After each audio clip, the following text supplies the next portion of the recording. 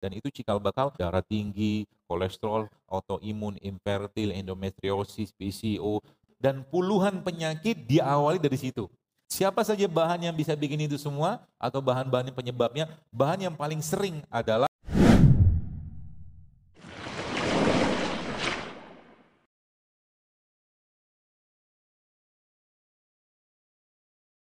ada beberapa makanan yang bikin kacau. Jadi ada kacau itu maksudnya sinyal-sinyal ke otak itu di apa sama dia?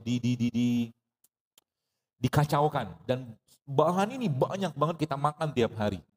Dan kalau sudah kacau, maka sinyal ke otak akan bermasalah. Kenapa? Sekarang ini sains menjelaskan bahwa you have three brains, dibilang. Anda punya 3 otak. Ini, sama ini. Namanya brain gut axis. Brain gut itu GUT, axis. Jadi hubungan antara perut sama ini. Pengendalinya sini. Pengendalinya hati ini. Ya. Kalau itu bermasalah, apa yang terjadi? Maka tubuh tadi akan mengirimkan sinyal-sinyal yang salah, yang keliru, yang lagi-lagi akan bikin masalah. Dan kalau penyakit itu sudah terjadi, maka disebut dengan, kalau istilah keren itu leaky gut. Ususnya loss. Jadi kalau usus itu mungkin seperti ini gitu kan, dia pilih-pilih itu ketika masuk makanan-makanan tadi itu dia akan kerenggang, maka bagian dari usus ini akan masuk ke darah dan itu cikal bakal autoimun, infertil, endometriosis, PCO, darah tinggi, kolesterol muncul di situ. Dari apa? Perut. Siapa saja bahan yang bisa bikin itu semua atau bahan-bahan penyebabnya? Bahan yang paling sering adalah tepung. Tepung, terutama tepung-tepung terigu itu paling gampang menyebabkan usus bocor. Kalau teman-teman lihat di gambar itu yang sebelah kanan itu kan dia renggang. Hampir dan puluhan penyakit diawali dari situ. Dan menariknya, saya temukan banyak orang-orang subhanallah ketika mereka memperbaiki isi perutnya, Masya Allah, tabarakallah itu luar biasa loh. Luar biasanya apa? Ternyata orang-orang yang kena autoimun itu ketika perutnya diperbaiki, keluhannya pun hilang. Perutnya diperbaiki. Kata kuncinya apa? Remove the bad. Singkirin yang jelek-jeleknya dulu. Banyak yang jelek, banyak. Yang sebenarnya kalau masuk ke badan kita jadi masalah. Pertama apa? Tadi tepung. Yang kedua apa? Gula pasir. Dan kalau Anda baca postingan saya tadi pagi, ya, bahwa gula pasir itu 8 kali kecanduannya lebih kuat daripada kokain, itu benar. Ada penelitiannya.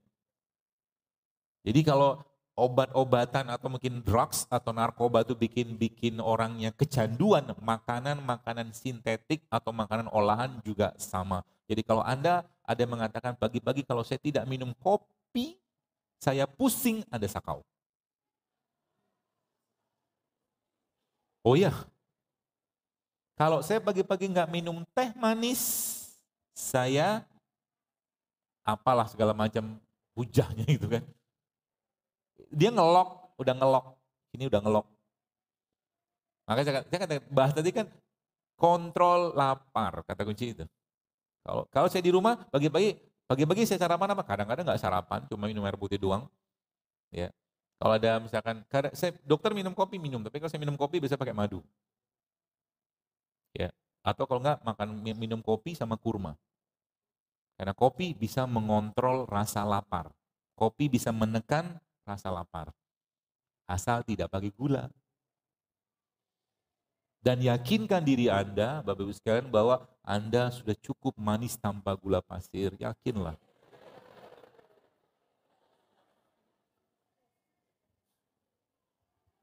Udah 2 kan? Gula, kemudian tepung. Yang ketiga apa? Nasi putih. Nasi putih. Kenapa saya lebih suka membatasi? Karena memang kalau dikasih dispensasi, boleh nggak makan nasi putih? Boleh. 1 sendok makan. Jadi kalau lagi makan nanti nasi putihnya 1 sendok. Kemarin saya mengajarin cara makan coto Makassar. Teman-teman Makassar senang banget tuh. Gimana dok? Ini cara makan coto Makassar yang sehat, saya bilang. Cara gimana? Kalau Anda makan coto kan biasanya coto itu kan di restoran itu kan ada jeruk nipis. Ya kan? Dalam mangkok gede itu kan. Terus minta air hangat, air putih 3 gelas. Nanti jeruk nipisnya diperes ke gelasnya tadi itu kan, ke air tadi. Minum. Habis minum gelas yang pertama, minum gelas yang kedua. Gelasnya 2 habis, gelas ketiga. Habis gelas yang ketiga gimana? Pulang. Gitu.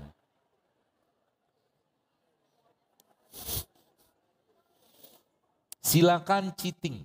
Silakan makannya suka-suka, asal, saya kasih asalnya ada. Anda sehari minum air putih 3 liter, itu yang pertama. Yang kedua, 80% isi piring Anda adalah sayur dan buah. Yang kedua, yang ketiga Anda tidak pernah lepas puasa Senin Kamis, puasa Ayyamul Bid atau puasa Daud. Bisa? Boleh cheating kalau itu, silakan. Atau Anda exercise olahraga minimal 3 kali seminggu setengah jam, silakan. Kalau itu oke, silakan cheating. Makan sakarepmu. Pertanyaannya boro-boro. Ada yang tanyakan, dokter kan orang Padang dari dulu makan nasi Padang. Iya, orang Padang dari zaman dulu makan nasi Padang. Cuma masalahnya apa? Habis makan nasi Padang mereka nyangkul. Pergi ke ladang, naik sepeda, bawa gerobak sekarang. Update status. Betul nggak? Nggak ada yang salah dengan makanannya, yang salah dengan habitnya kita yang sudah berubah.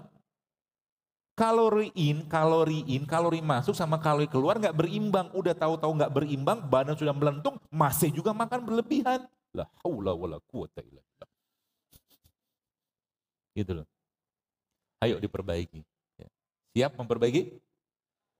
Siap nggak? Allah saksinya ya. Bukan saya. Itu yang ketiga. Nanti saya ajarkan clue-nya. Jadi simpel sekali. Jadi tetap Anda bisa makan enak kok, tenang aja. Teman-teman tetap bisa makan asik. Ya. Asal kita kontrol dulu laparnya gitu loh. Ya, kita kontrol dulu laparnya. Jadi kalau sudah lapar itu apa yang terjadi? Maka kalau lapar itu kita bisa rasakan terus-menerus, maka tubuh akan melakukan satu proses yang dikenal sebagai nih, autofagi namanya.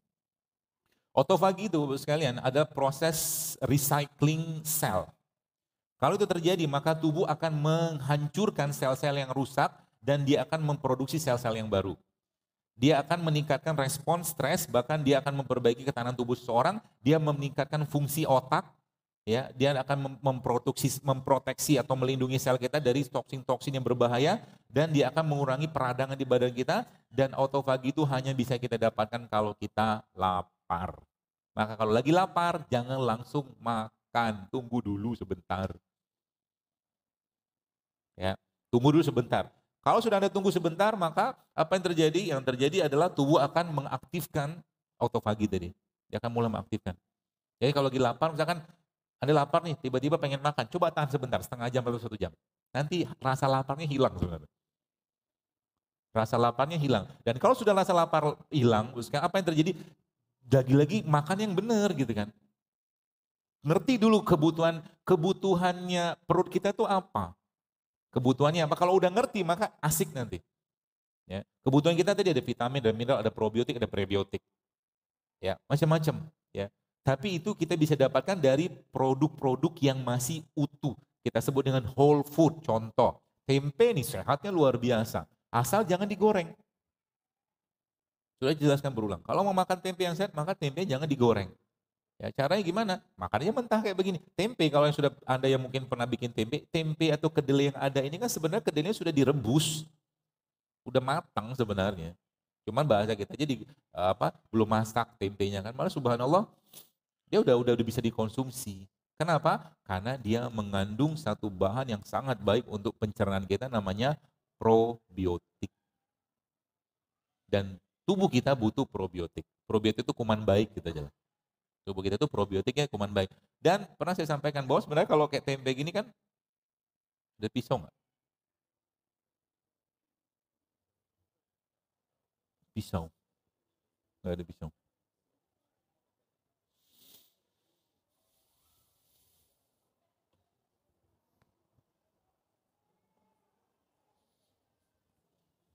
Saya mau ajarin cara makan tempe yang baru. Ini belum ada. Man.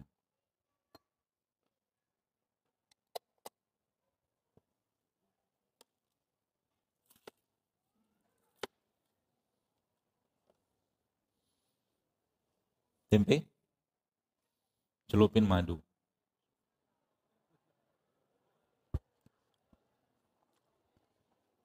The best, Pak. Masya Allah. Mau? Kepo gitu mukanya. Cobain. Enak. Enak banget. Terus. Pagi-pagi sarapannya begituan. Jadi besok sampaikan selamat tinggal kepada abang bubur ayam. Bye-bye, Bang. Bisunya Pak, maaf. Hati-hati Pak. Kalau enak beritahu teman Pak. Tak enak beritahu kami. Coba Bapak liatin mukanya Pak habis makan. Wow.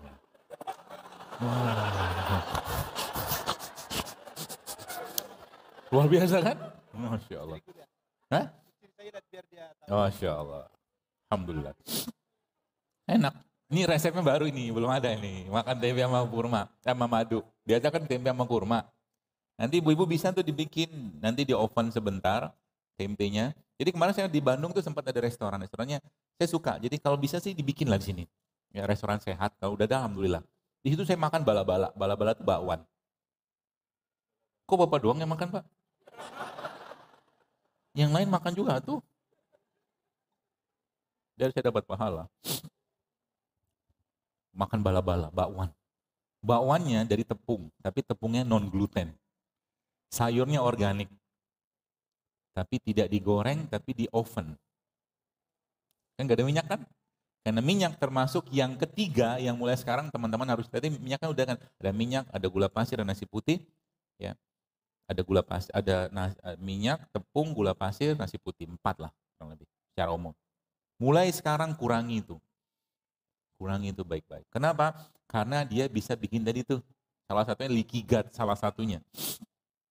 Ya, salah satunya leaky gut.